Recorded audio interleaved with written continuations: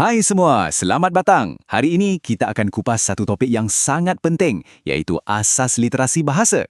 Tapi, ini bukan sekadar tentang membaca dan menulis ya. Kita nak bina satu jambatan pemikiran yang kukuh untuk para pendidik dari konsep sampailah cara nak gunakannya dalam bilik darjah. Jom kita mulakan dengan satu soalan yang mungkin akan mengubah cara anda pandang literasi. Okey, soalan pertama saya agak provokatif sikit. Cuba anda fikirkan sejenak. Boleh tak seorang murid tu membaca dengan sangat-sangat lancar, sebutannya sempurna, tapi langsung tak faham satu patah perkataan pun yang dia baca? Nah, jawapannya ialah, ya, sangat-sangat boleh dan inilah mitos terbesar dalam pendidikan yang kita nak pecahkan hari ini. Sebabnya, literasi yang sebenar bukan tentang mekanik, bukan tentang kelancaran semata-mata. Macam petikan ni cakap, ia adalah jambatan yang sambungkan perkataan kepada makna, teks kepada pemikiran dan ilmu kepada kehidupan sebenar. Bayangkan senario ni, sangat biasa berlaku di dalam kelas. Ada seorang murid, dia baca petikan dengan lancar gila. Tapi bila cikgu tanya, cerita ni tentang apa? Dia diam, tak boleh jawab. Jadi, apa diagnosisnya? Mudah je. Murid ni belum betul-betul kuasai literasi membaca. Ini membuktikan satu perkara, literasi sebenar diukur melalui faham bukan lancar. Jadi, macam mana sebenarnya proses pemahaman ni berfungsi dalam otak kita? Ia bukanlah satu jalan sehala yang lurus tau. Sebaliknya, ia adalah satu kitaran yang sentiasa bergerak. Jom kita lihat kitaran literasi, dari input ke output.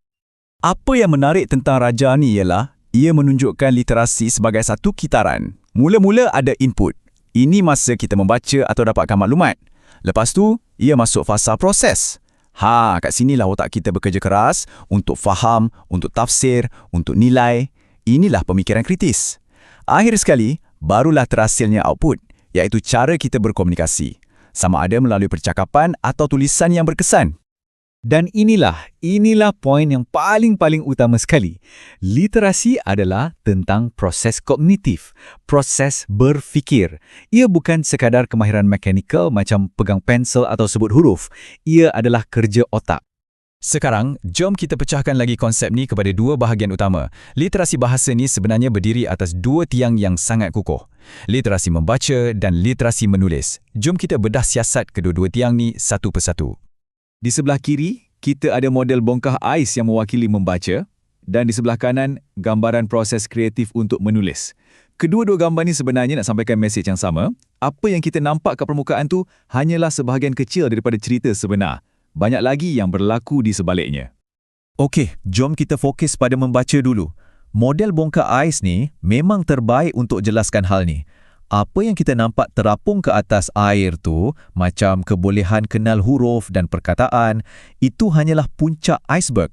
Kerja yang sebenar, kerja keras kognitif, semuanya berlaku di bawah permukaan air. Di sinilah proses memahami, mentafsir dan menilai teks tu berlaku. Jadi, secara ringkasnya, perjalanan literasi membaca ni ada 3 komponen utama. Ia bermula dengan pengenalan teks, kenal huruf, kenal perkataan. Lepas tu, ia naik satu tingkat ke kefahaman bacaan, di mana kita mula faham apa yang tersurat dan apa yang tersirat. Dan peringkat yang paling tinggi adalah interpretasi dan penilaian. Masa ni, kita dah boleh buat kesimpulan sendiri dan menilai mesej dalam teks tu secara kritis.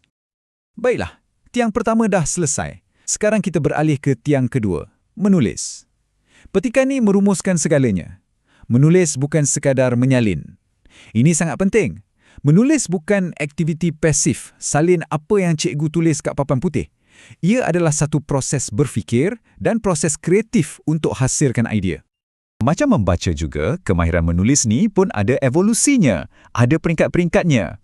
Mula-mula kita kuasai bahagian mechanics, ejaan betul, tulisan kemas. Lepas tu, kita belajar pembinaan ayat dan wacana, susun ayat bagi logik, guna tata bahasa yang betul. Dan kemuncaknya adalah penyampaian idea, di mana seorang penulis tu dah boleh gunakan tulisan untuk sampaikan pengalaman dan pemikiran dia dengan berkesan. Okey, kita dah faham teori membaca dan menulis. Sekarang, soalan paling mustahak untuk semua pendidik. Macam mana kita nak ajar semua ni dengan berkesan dalam kelas? Inilah gunanya 5 prinsip emas pengajaran literasi. Jadikan 5 prinsip ni macam kompas anda. Pertama, pastikan pengajaran tu berperingkat, mula dari yang mudah nampak kepada yang lebih abstrak. Kedua, jadikan ia bermakna, kaitkan dengan hidup murid. Ketiga, ia mesti kontekstual, sesuai dengan budaya dan persekitaran mereka. Keempat, ia perlu berterusan. Buat setiap hari, bukan sekali-sekala. Dan kelima, paling penting, jadilah inklusif. Pastikan tiada seorang pun murid yang tercicir. Mungkin ada yang tertanya-tanya, kenapa kita kena tekankan sangat pasal literasi ini? Sebabnya mudah. Kesannya bukan setakat pada murid itu seorang. Ia akan cipta satu kesan gelombang atau ripple effect yang sangat besar. Dan gambar ni tunjukkan dengan sangat jelas. Semuanya bermula dari tengah, iaitu murid. Bila literasi murid itu mantap, ia akan beri kesan positif kepada guru. Dan bila guru lebih berkesan, ia akan bagi impak yang lebih besar kepada masyarakat. Nampak tak? Semuanya saling berkait dan memberi manfaat. Jom kita perincikan sikit. Bagi murid, bila dia celik literasi, keyakinan diri dia akan naik dan dia akan lebih mudah faham semua subjek, bukan bahasa Melayu je. Bagi guru pula, senang nak rancang pengajaran dan senang nak kesan murid mana yang perlukan bantuan lebih. Dan untuk masyarakat, kesannya sangat besar. Ia boleh kurangkan kadar keciciran sekolah dan akhirnya membina sebuah negara bangsa yang berpendidikan. Jadi, kepada semua bakal pendidik di luar sana, inilah amanah anda. Jangan anggap literasi ini satu subjek. Anggap ia sebagai nadi dan asas kepada profesyen perguruan itu sendiri. Ia satu pendekatan. Kalau anda kuasai strategi ini, anda bukan saja boleh elakkan murid daripada tercicir, malah anda sedang membina satu generasi baru yang pandai berfikir secara kritis. Sebagai penutup, saya nak tinggalkan anda dengan soalan ini. Dari awal tadi kita sebut literasi ini adalah jambatan pemikiran. Jadi, soalannya untuk anda renungkan ialah, sebagai seorang pendidik, macam mana anda akan bina jambatan pemikiran ini di dalam bilik darjah anda sendiri? Fikir-fikirkan.